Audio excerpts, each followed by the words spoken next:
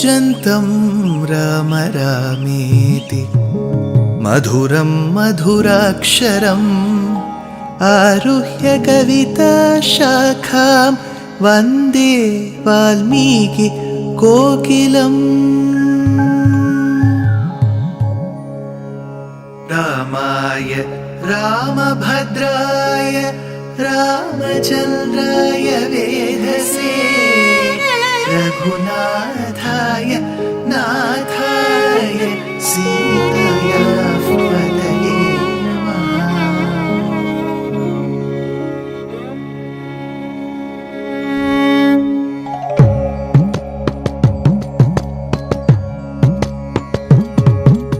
जयत्याश्रितसन्त्रास ध्वान्तविध्वंसनोदयः प्रभावान् सीतया देव्या परमव्योमभास्करः परमव्योमभास्करः।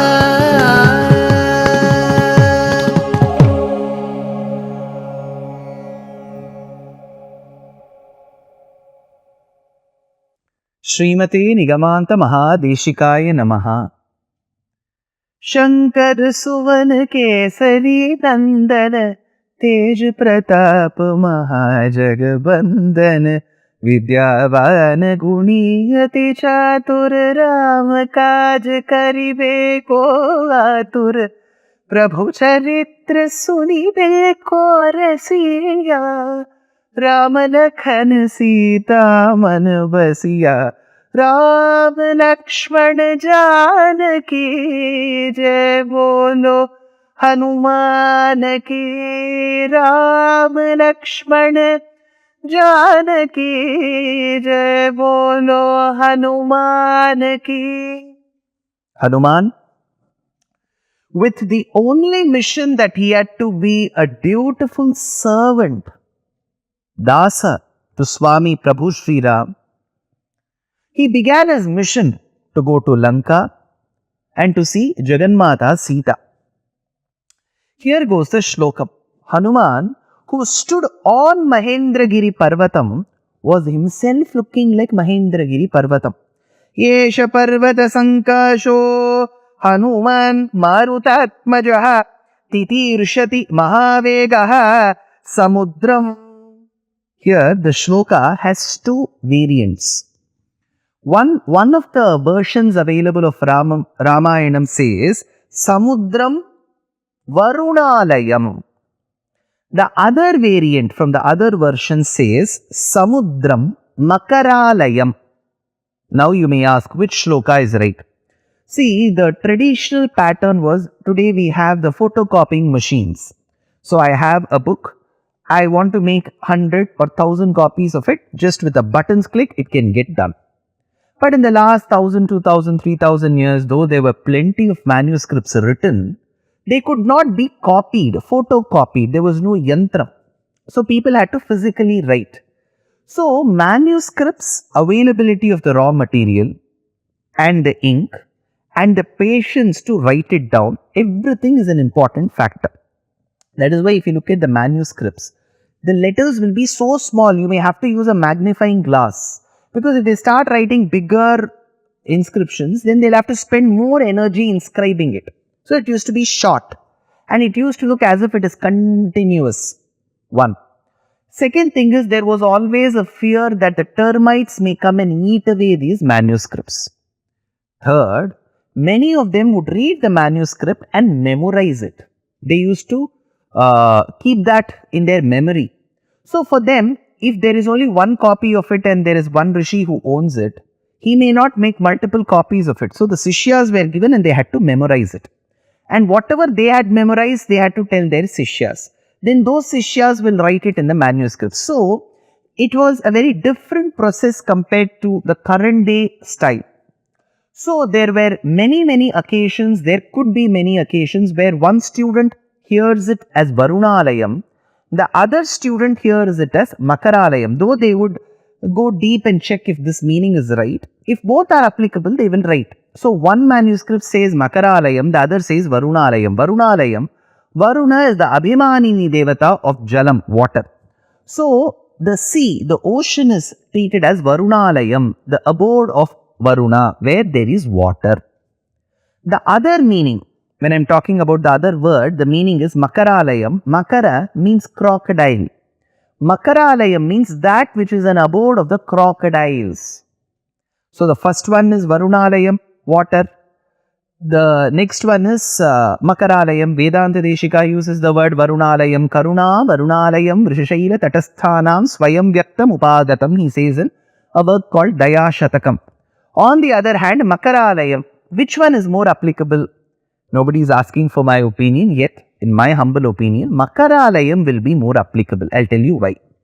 Because this portion of Bay of Bengal, which you see from the Thailand, Myanmar, Bangladesh, India, Odisha, Andhra, Tamil Nadu. So this is called the Bay of Bengal, the water body which is there. And that also kind of goes around one portion of Lanka and then meets the Indian Ocean. So this Bay of Bengal water also reaches the place where the Setu is constructed. Correct. So this particular region, especially of all the saltwater bodies that we know on earth, this particular region is home to some of the largest and very ferocious saltwater crocodiles. Generally, these saltwater crocodiles are not found in Pacific. Generally, they are not found in Pacific or Atlantic seas. They are found only in the Indian Ocean region, Bay of Bengal, Indian Ocean region. So, Valmiki was very much aware of the fauna, the aquatic life there. So, he calls it Makaralayam with a purpose. So, Hanuman had to cross it because it is always said that crocodiles are very fond of monkey meat. So, Hanuman had to first deal with Ravana, the seas, and then had to manage these crocodiles as well. Titishati Mahavegaha Samudram Makaralayam.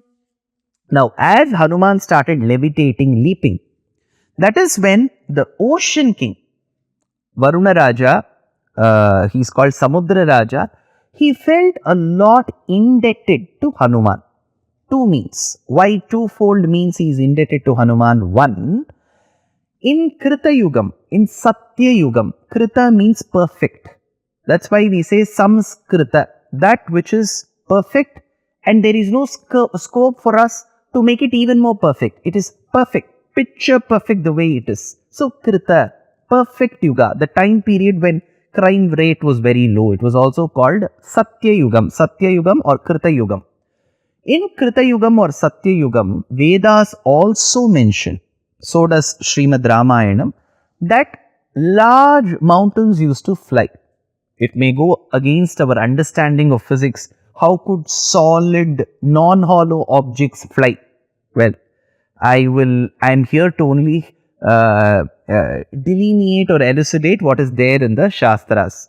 So, it is believed that mountains used to fly and they had wings. So, that is when Vedas say that Indra took his Vajrayudam and chopped off the wings. Tata kruddha sahasrakshaha parvatanam shatakratuhu pakshams chichcheda vajrena tata shatasahasrashaha sahasrakshaha. The 1,000-eyed Indra took his Ayudham and chopped off the wings of all the mountains. That is when Mainakam, a certain mountain called Mainakam, went and sought asylum at the feet of Vayu Bhagavan, Vayu Devata, and said, please protect me, sir. Your Abhimanini Devata, your leader called Indra, is chopping off the wings of mountains, which are my community members. I wish to get saved. Please provide me asylum. That is when Vayu Devata quietly keeps Mainakam with his wings below the waters between Bharatadesham and Lanka. So, luckily, Mainakam alone escaped the wrath of Indra. Mainaka this way was very indebted to Vayu Bhagavan. The moment he got the news that Vayu's Amsha, Vayu son, Hanuman is on a sojourn to Lanka, he thought, why shouldn't I be hospitable to the son of my great friend Vayu? So this mountain, in the previous episode I said that Hanuman spotted a mountain. As the mountains came out of the waters, Hanuman was a bit worried. Why is this mountain coming out? But in turn, it was actually a beautiful moment of hospitality. One, there was another reason. It seems that the oceans urged Mainaka to go and provide some space for Hanuman to rest. Why should the ocean urge? Here is where we have the message of Samudra Raja.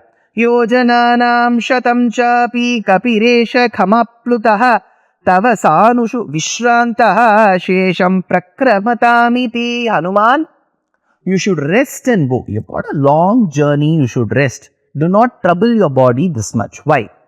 Because the waters that we see in the oceans, Sagaram, were formed when waters were filled into the dugout portions of the earth found or dug by the sons of Sagara Chakravarti. Sagara's sons in Balakandam, if you remember, Sagara's sons in search of the Ashwamedha Ashwa, they dug earth portions and that is where waters got filled. These waters got filled in the place where Sagara's sons dug. So it is called Sagara. So the Sagara, the ocean, was in a way indebted for its existence to Ikshwaku Kulam. And in Ikshwaku Kulam, Rama had come. So in a way, they were also indebted, grateful to Rama. And now Hanuman is going as a service to Rama. So they thought we should be of some solace help to Hanuman. So this will be a way for us to reciprocate the love showered by his ancestors on us. So Samudra Raja wanted to be grateful.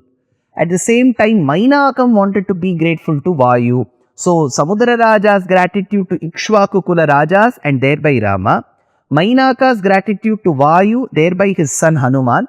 They all converged in one place. That is why Mainakam came out. Now, how did this mountain look? It looked with many small peaks. One mountain with many small peaks. They, with the rays of the sun falling, they looked like golden peaks inhabited by the Kinnaras. Shata kumbhamayai shringaihi sakinnara mahoragaihi adityo dayasankashair ulukhid birvarambaram. So as Mainaka came out, Hanuman wanted to give a blow to the hill. That is when Mainakam says, see, I wanted to be grateful. Please stay in one of my caves. I have made all arrangements for you. Please take rest, ample rest, and then go to Lanka Pradesham. But Hanuman said, see, I am on a mission. My mission, objective, goal, everything is fixed. That I have to serve my Swami Prabhu Sri Ramachandra.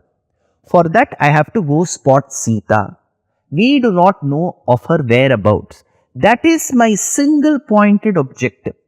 In this journey, if I start taking rest in your caves for 4 days, 3 nights, take all the hospitality that you give, the food that you give, I will be disturbed, distracted from my mission. I will not do that.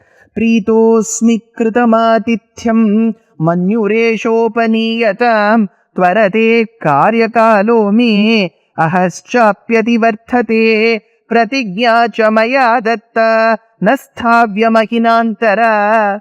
I cannot get distracted from my mission. Mainaka, please understand my feelings, understand the position I am in. But out of great love, care, affection on me, for me, you have offered to be hospitable to me. I can't reject this as well. So I cannot stay in your mountain. But what I can do is, I can touch you. I can embrace you. You know, this human touch, the friendly touch that we give to our relatives is what is solace to them. So he touched and he said, for now, my touch, you have to assume that I have accepted your hospitality. Just my touch. So he says, Ityuktva panina shailam alabhya haripungavaha. He said, Mainaka, please wish me luck, pray for me. And he continued his journey. There is a beautiful message here. What Hanuman does to Mainaka, what Mainaka has to offer to Hanuman, how Hanuman handles this situation. There is a huge life lesson for us. But for that life lesson, let's listen to the next episode. Dear Astika reader, I am happy to be authoring a 2-part book on the Ramayana in English. The first part is slated for release in the year 2024. The book aims to recreate and retell the Ramayana of Valmiki, conforming to the ancient commentaries and other allied literature. To receive notifications of the book release, kindly register with www.deshikadaya.org/books. Namaskaram.